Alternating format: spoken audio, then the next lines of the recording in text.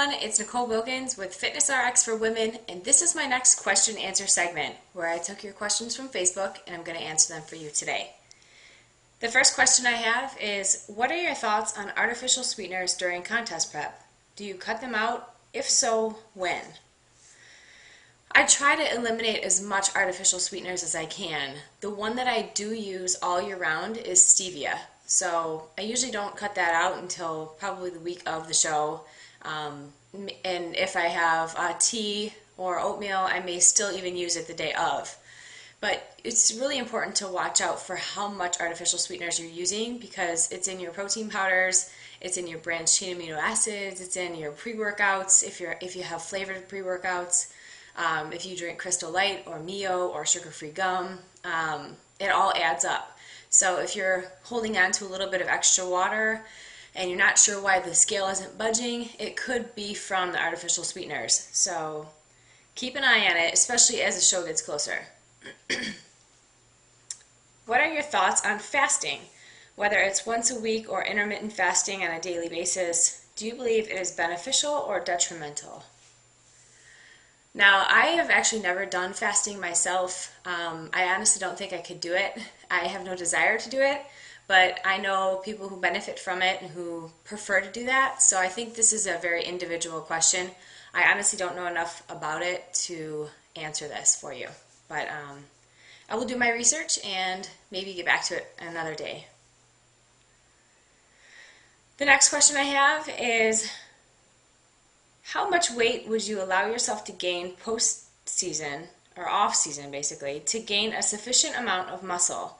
I've noticed that the range in weight in post-season and contest weight vary anywhere from 5 to 25 pounds. What is ideal?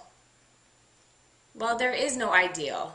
I would say on average it would be between 10 and 15 pounds, but 15 pounds is a lot different on somebody who's 5 feet tall and somebody who's 5 feet 10.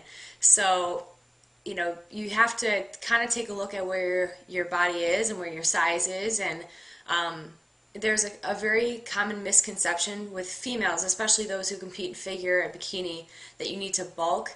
And I honestly don't believe that that's true, because if you gain a whole lot of weight, it's just going to make it that much more difficult for you to lose it all come contest prep and contest season. So, you should feel comfortable in your clothes. You shouldn't feel like you can't go out in public. You should still have endurance. You should still lift regularly. You should still eat, your normal sized portions every 3 hours, 5 to 6 meals a day, eating healthy, and then having your occasional treats. So, there is no ideal, but it shouldn't be something that's way off. I think 40 pounds, 30 pounds is kind of, a little bit too high. So keep it within a good range and make sure you're feeling good. The next question I have is,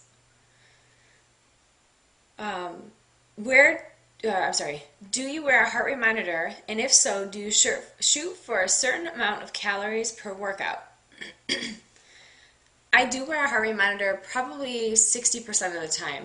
I used to wear it a lot more, but I am pretty good at knowing if I'm working hard enough or if I need to work harder. I've been wearing a heart rate monitor for years, so you start to really learn your body. I don't ever go by a certain amount of calories because I don't believe that the machines are accurate, for one. I go for minutes and keeping my heart rate within a certain range. So if I'm doing high intensity interval training, I'll try to get my heart rate up to 180, which is very hard for me to do. If I'm doing more moderate duration, for 30 to 45 minutes or an hour, I'll keep it around 140 to 150. So again, this is going to vary from person to person, but I don't think the calories are as accurate as it is for you to go off of rating of perceived exertion as well as the heart rate number itself. And the last question I have is, what method of building muscle in the off season has worked best for you? And how does your diet change, and how many days of cardio do you incorporate into your program? Well, this is obviously a three-part question.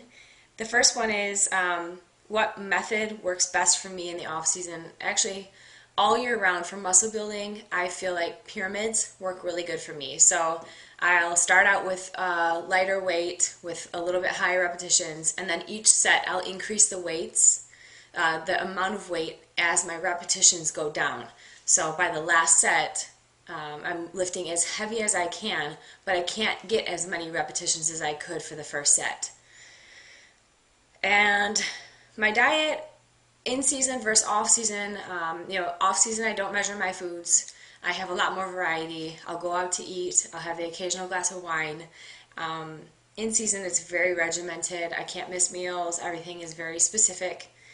And then as far as cardio goes, I do cardio all year round. I love the way it makes me feel.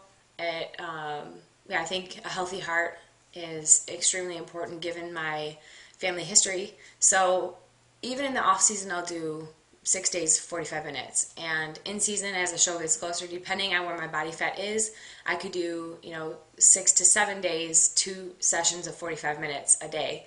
So it really just depends on how my progress is. That's all I have for this week. Keep asking your questions on Facebook, and until next week, keep living the fit life.